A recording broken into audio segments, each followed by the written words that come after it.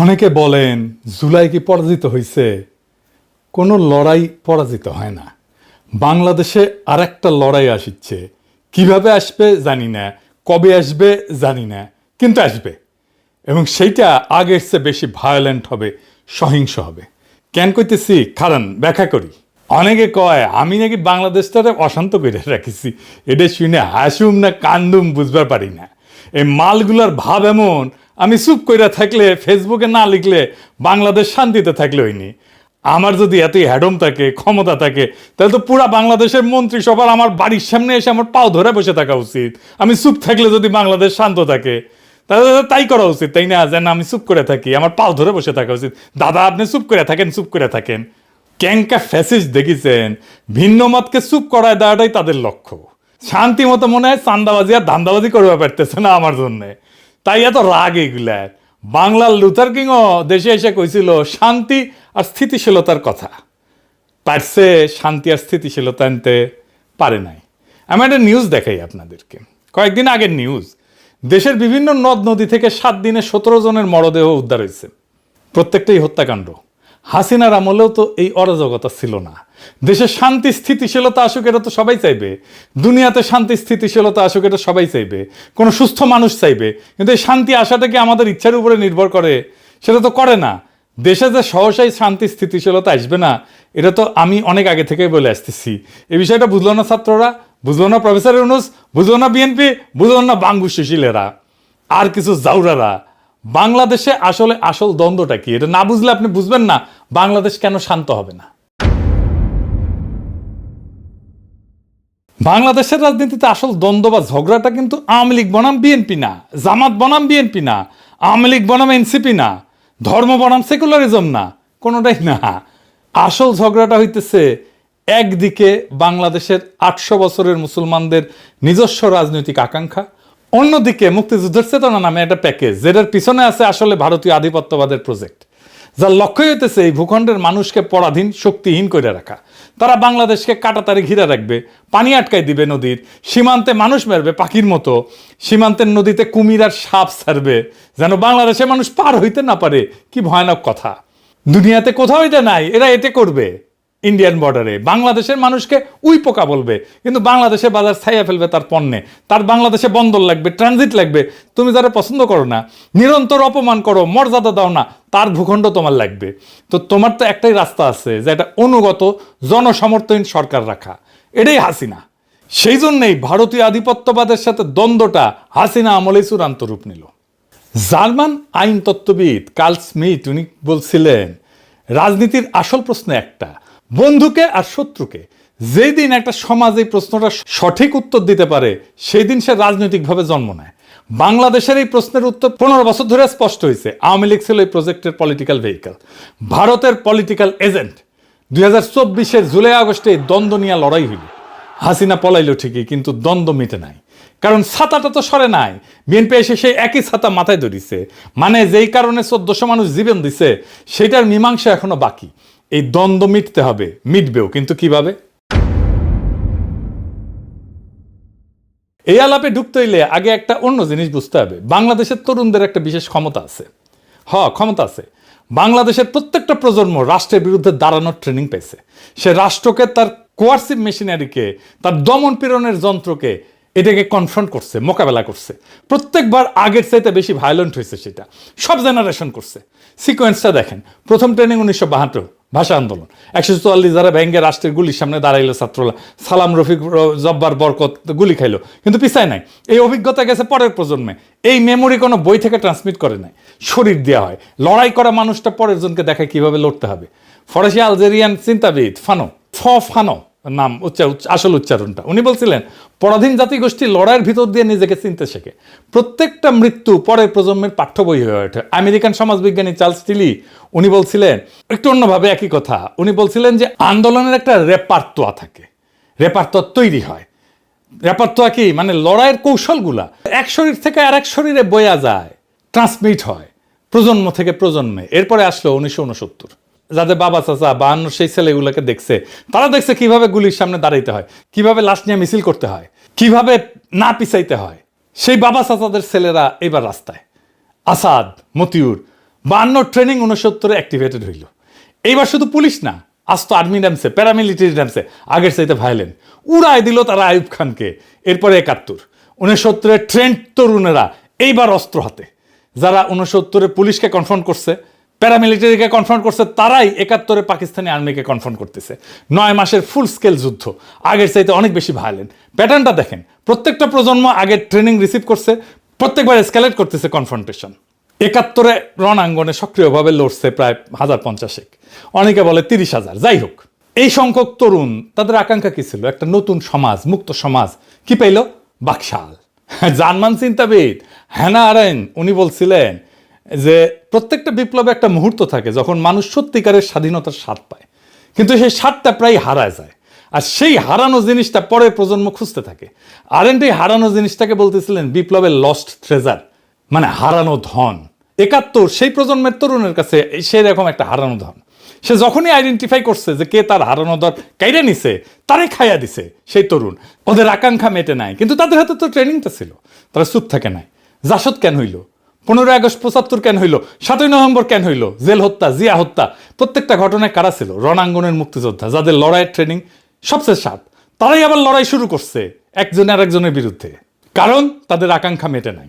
German চিন্তাবিদ ভাল্টার Benjamin উনি বলছিলেন প্রত্যেকটা প্রজন্ম পূর্ববর্তী প্রজন্মের অসমাপ্ত দাবি বহন করে। সেই দাবি যতদিন না মটে ততদিন সে বারবার ফিরে ফিরে আসে। এটা মনে রেখেন, আমরা পরে আবার এখানে আসবো। এরপরে আসলো 90, আমাদের জেনারেশন রাজপথে লড়াই করলো, সে হিরোইক লড়াই। 24-এর মতো না, কিন্তু একটা হিরোইক লড়াই করছে আমাদের জেনারেশন। নূর হোসেনের জীবন দেওয়া, কি কাব্যিক জীবন দেওয়া, বুকে পিঠে লিখলো গণতন্ত্র মুক্তি পাক, স্বৈরাচার নিপাত যাক। এরপরে আমাদের ট্রেনিং হলো 2013-তে।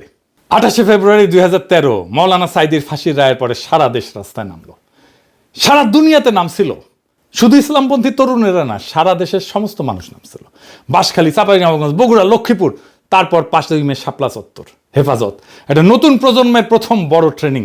সংগঠিত ইসলামিক যুবশক্তি প্রথমবার রাষ্ট্রীয় ভায়োলেন্স ফেস করলো।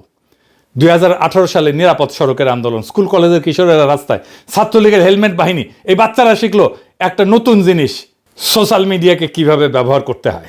তারা শিখলো ছাত্রলীগ কিরকম জাউরা হইতে পারে, কেমন বর্বর হইতে পারে। এই 2018 স্কুলের ছাত্ররাই 2024-এ এসে ইউনিভার্সিটির ছাত্র। চূড়ান্ত ক্লাস পাইল তারা। ওই ট্রেনিং থেকে ফিরে আসা ছাত্ররাই চূড়ান্ত ট্রেনিং পেল 2024-এ। আর্মি, পুলিশ, র্যাব, বিজেপি সব একসাথে নামছে। হেলিকপ্টার থেকে গুলি, 1400 লাশ তবু পিছায় নাই। এই 2024 পৃথিবীতে অনন্য। কেন? দুনিয়ার আর কোথাও বাংলাদেশের 24-এর মতো ঘটনা ঘটে নাই। তিউনিসিয়ায় 2011-তে কি হয়েছিল? আর্মি প্রেসিডেন্টের গুলি চালানোর হুকুম মানে নাই, উপরের লেভেলে। মিশরে আর্মি কাউন্সিল বসে সিদ্ধান্ত নিল মোবারক যাবে, উপর থেকে। ইন্দোনেশিয়ায় আর্মি চিফ সুহার্তোকে যায় বলল যে চলে যান, উপর থেকে আসলো। ফিলিপিন্সে 86-তে, সার্বিয়াতে 2000, শ্রীলঙ্কা 2022, সব জায়গায় একই গল্প। মিলিটারির উপর লেভেল ক্যালকুলেশন করছে, অঙ্ক করছে, তারপরে বলছে চলে যান। বাংলাদেশে কি হয়েছে? উল্টা। জেনারেলরা ছিল হাসিনার অনুগত, গুলি চালাইতে চাইছিল। ওয়াকার তো হাসিনার আত্মীয়, কিন্তু সৈনিকেরা, জুনিয়র অফিসাররা যারা ফিল্ডে ছিল, তারা গুলি চালাইতে রাজি না। কেন? কারণ ওই রাস্তায় তাদের ভাই, তাদের কাজিন, তাদের প্রতিবেশীর ছেলে, সৈনিকের মা ফোন দিছে, বলছে বাবা গুলি করিস না। রুশ বিপ্লবী ট্রটস্কি 1917 সালে ফেব্রুয়ারি বিপ্লব নিয়ে লিখছিলেন, সৈনিক হঠাৎ করে সৈনিক হওয়া বন্ধ করে দিল। মানে ইউনিফর্ম পরা মানুষটার পেছনের সিভিল মানুষটা ইউনিফর্মকে ছাড়াই গেল। বাংলাদেশে 2024-এর জুলাই আগস্টে এটাই হয়েছিল। ইউনিফর্ম ফুইরা আসল বাংলার পলিমাটির সন্তান বাইরে হয়ে আসলো। পুলিশ শেষ পর্যন্ত হাসিনার অনুগত, ইন্টেলিজেন্স অনুগত, কিন্তু আর্মির জুনিয়র অফিসার, ফিল্ডের সৈনিক, এরা না। শেষ দিনে আর্মির সৈনিকেরা তো পুলিশের বিরুদ্ধেও দাঁড়াইছে, গুলি করছে পুলিশের বিরুদ্ধে। জেনারেলরা যখন বুঝলো সৈনিকেরা আর গুলি চালাবে না, জেনারেলরা বাধ্য হইলো, হাসিনাকে যে বললো আপা পালান, হেলিকপ্টার রেডি। আর একটা প্রমাণ দেখায়, এই বিষয়টা আমি জানি জন্য বলতেছি, যে ফোনদের আলো দিল্লি স্টার, যে ইন্ডিয়ার 2 ফ্ল্যাগশিপ পত্রিকার অফিস আক্রান্ত হইল না, ওখানে আর্মি ছিল, আর্মি ডিফেন্ড করলো না কেন? কারণ সৈনিকেরা ওই পত্রিকা বাঁচাইতে, রক্ত দিতে রাজি না। তারা নিজেরাই আর সেই বয়ান বিশ্বাস করে না। এটা ইতিহাসে বিরল, প্রায় অনন্য। খালি হাত লক্ষ লক্ষ তরুণ হেলিকপ্টারের গুলির নিচে দাঁড়াইছে, পিছায় নাই, জিতছে। একটারে মারি, একটাই যায়, অন্যগুলা যায় না। শুনিছেন না? শুনেন আবার। মরে একটা, আহত হয় একটা, একটাই যায় স্যার, বাকিটি যায় না। এটি হচ্ছে স্যার সবচেয়ে বড় আতঙ্কের এবং মানে দুশ্চিন্তার বিষয়। দুনিয়ার কোথাও এটা ঘটে নাই। এই লড়াইয়ের আরেকটা অনন্য বিষয় ছিল যে এই লড়াইয়ে কোনো নেতা ছিল না, কোনো নেতা ছিল না এই লড়াইয়ে, কোনো পার্টি ছিল না, কোনো কমান্ড ছিল না। ছাত্ররা সমন্বয়ক বানাইছিল ঠিক, কিন্তু তারা লড়াই ডিরেক্ট করে নাই, তারা লড়াইয়ের প্রতীক হয়েছিল। লেনিন বলছিল বিপ্লবের জন্য ভ্যানগার্ড পার্টি লাগে। 2024 লেনিনকে ভুল প্রমাণ করছে। তাহরির স্কোয়ারে মিশরে হয়েছিল লিডারলেস বিপ্লব, ফেল করছে। অকুপাই ওয়াল স্ট্রিট লিডারশিপ ফাঁপা হয়ে গেছে। হংকং 2019 এই আন্দোলন ছিল লিডারলেস, হারছে। বাংলাদেশ 2024 দুনিয়ার একমাত্র লিডারলেস বিপ্লব যেটা একটা ফাংশনাল ফ্যাসিস্ট সরকারকে ফেলতে পারছে। কিভাবে সম্ভব হইল? কারণ লড়াইয়ের ট্রেনিংটা কোনো অফিসে স্টোর করা ছিল না, কোনো নেতার মাথায় স্টোর করা ছিল না, কোনো প্রফেসরের অনুসার মাস্টার মাইন্ড ছিল না, কোনো মেটিকুলাস ডিজাইন ছিল না। এটা ছিল 1.5-2 কোটি তরুণের শরীরে গাথা। ফরাসি দার্শনিক পিয়ের বোর্ডিও একটা কথা বলছিলেন, হ্যাবিটাস মানে শরীরে গাথা অভ্যাস। বাংলাদেশের তরুণদের শরীরে গত 75 বছর ধরে এটা গাথা, প্রজন্মের পর প্রজন্ম ধরে। কিভাবে রাষ্ট্রের সামনে দাঁড়াইতে হয়, কিভাবে ছোট থেকে বড় রাষ্ট্রের দমন পীড়নের অ্যাপারেটাস, যেটাকে বলা হয় কোহেসিভ অ্যাপারেটাস, তারে পরাজিত করতে হয়। এটা ক্লাসরুমের জ্ঞান না, এটা শরীরী জ্ঞান, বইয়ে লেখা না, রক্তে লেখা। কোনো নেতাকে অ্যারেস্ট করে এই জ্ঞান মোছা যাবে না, কোনো সংগঠন নিষিদ্ধ করে বন্ধ করা যাবে না, কারণ এইটা 1.5 কোটি শরীরের মধ্যে আছে। 2024 ঘটছিল কি কারণে? ভারতীয় আধিপত্যের বিরুদ্ধে মুক্তিযুদ্ধের চেতনার নামে যে ছাতা, সেটা সরানোর জন্য বিএনপি ক্ষমতায় আসার পর কি করতেছে, সেই ছাতাটাই আবার মাথায় ধরতেছে, সেই আওয়ামী বয়ান আবার তারা আনতেছে। ভারতের সাথে যে অসম চুক্তি, সেগুলো নিয়ে কথা নাই। আদানি নিয়ে চুপ, ক্যাপাসিটি চার্জ নিয়ে চুপ, সীমান্তে হত্যা নিয়ে চুপ, ট্রানজিট নিয়ে চুপ। ইতালির চিন্তাবিদ গ্রামসি একটা কথা বলছিলেন, প্যাসিভ রেভলিউশন মানে বিপ্লবের এনার্জিটা শোষণ করে নাও, কিন্তু আসল পরিবর্তনটা হইতে দিও না। সিস্টেম যেভাবে চলতেছিল সেভাবেই চালাও। লোকজনকে বলো তোমার বিপ্লব সফল হয়েছে। বিএনপি এখন এই কাজটাই করতেছে। আগের পুরনো বন্দোবস্ত, পুরনো ব্যবস্থা, পুরনো সিস্টেম সব নিয়ে আসছে। এটাই প্যাসিভ রেভলিউশন মানে যেই দ্বন্দ্বটা মেটানোর জন্য 1400 মানুষ জীবন দিছে, সেটা আবার চাপা পড়ছে। এটা বিশ্বাসঘাতকতা। এখন প্রশ্ন, এরপরে কি হবে? আর একটা লড়াই আসবে, অবধারিত। কেন বলতেছি অবধারিত? দেখেন, 4টা জিনিস একসাথে আছে। এক, দ্বন্দ্বটা মেটে নাই। যে দ্বন্দ্বটা নিয়ে লড়াইটা শুরু হয়েছিল সেটা তো মেটে নাই। ভারতীয় আধিপত্যবাদ আর বাংলাদেশের মুসলিম জনগণের আকাঙ্ক্ষার ঝগড়া, দ্বন্দ্ব, সেটা যেখানে ছিল সেখানেই আছে। মাঝখানে 1400 লাশ পড়ছে, এছাড়া আর কিছু বদলায় নাই। 2, রাষ্ট্রের ভয় শেষ। আগে মানুষ ভাবতো পুলিশ আসবে, ডিবি আসবে, ডিজিএফআই আসবে, সামনে দাঁড়াইলে মরবো। এখন 1.5-2 কোটি তরুণ জানে দাঁড়াইলে মরতে পারি, কিন্তু জিততেও পারি, এবং জিতছেও তারা। 3 নাম্বার, কোনো প্রতিষ্ঠান নাই যেটা আকাঙ্ক্ষাকে শান্তিপূর্ণভাবে পূরণ করতে পারে। বিএনপি পারবে না, স্ট্রাকচারালি পারবে না। 4 নাম্বার, ট্রেনিং জনগণের ভেতরে গাথা আছে, এটা মোছা যায়নি। টার্কিশ আমেরিকান অর্থনীতিবিদ তিমুর কুরান একটা মডেল দিচ্ছেন। উনি বলেন, যখন মানুষ পাবলিকলি এক কথা বলে কিন্তু মনে মনে অন্য কথা ভাবে, বিএনপির মতো আর কি, তখন একটা সিস্টেম দেখতে খুব শক্ত মনে হয়, কিন্তু আসলে ভেতরে ফাঁপা। বিএনপি ফাঁপা হয়ে গেছে ভেতরে, দেখেন না, কিছুই করতে পারতেছে না। সে ওই ধর্ষিতা শিশুর বাসায় গেছিল, রামিসার বাসায় গেছিল, যে ভুয়া ভুয়া শুনছে, দেখেন।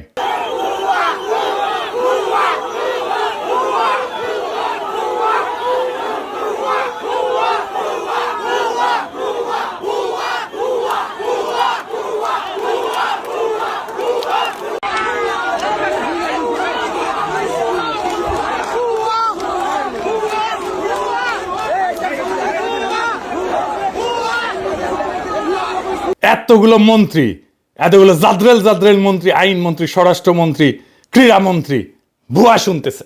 তারপরে দেখেন জঙ্গল সলিমপুরে আক্রমণ করছে সন্ত্রাসীরা, র্যাবের ক্যাম্পে বুলডোজার নিয়ে গেছে, দেওয়াল ভেঙে দিছে, মাটি কেটে ফেলছে, রাস্তা কেটে ফেলছে 3 জায়গায়। চিন্তা করেন, মানুষ মানতেছে না, কারণ ভেতরে ভেতরে ফাঁপা। কোনো ছোট ঘটনা ট্রিগার করলে পুরা সিস্টেম তাসের ঘরের মতো পইরা যায়। 1989-এ পূর্ব ইউরোপে এটা ঘটছিল, 2024-এ বাংলাদেশে এটাই ঘটছে। বিএনপি রেজিমও একই জিনিস ঘটবে। আমেরিকান সমাজবিজ্ঞানী মার্ক গ্র্যানোভেটার আর একটা কথা বলছিলেন, প্রত্যেকটা মানুষের একটা থ্রেশহোল্ড আছে, মানে কতজন আগে নামলে সে নামবে।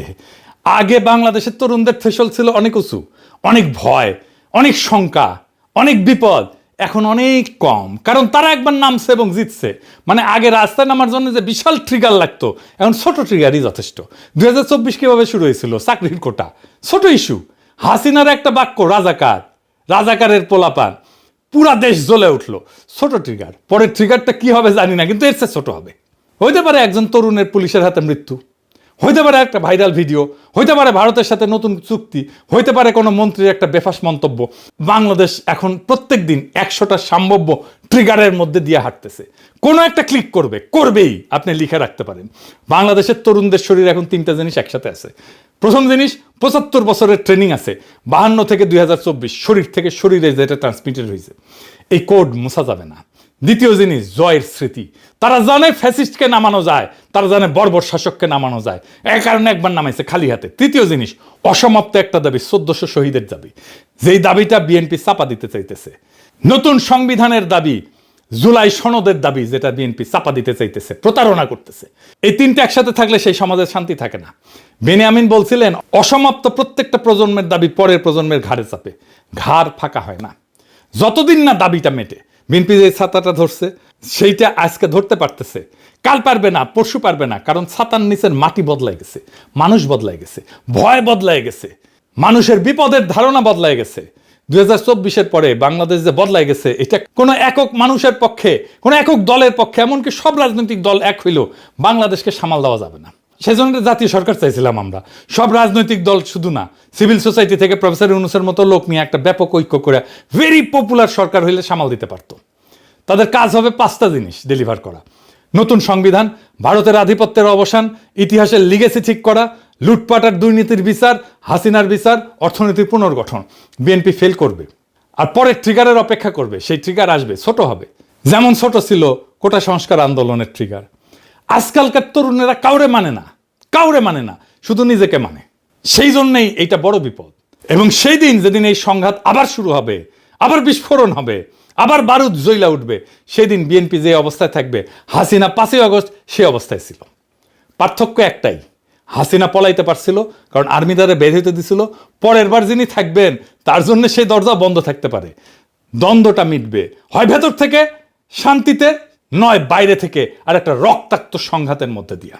আমার মনে হয় না বাংলাদেশের তরুণরা বেশি দিন অপেক্ষা করবে। তাই আমরা একটা আখেরি লড়াইয়ের দিকে যাইতেছি। সেই লড়াই সম্ভবত খুব দূরে না, খুব কাছে, এবং জনতা প্রস্তুতি নিতেছে, তার বিভিন্ন চিহ্ন চারিদিকে প্রকাশিত হইতেছে। খেয়াল রাখেন, সামনে দিন আসবে, শেষ লড়াইয়ের দিন, আখেরি লড়াইয়ের দিন।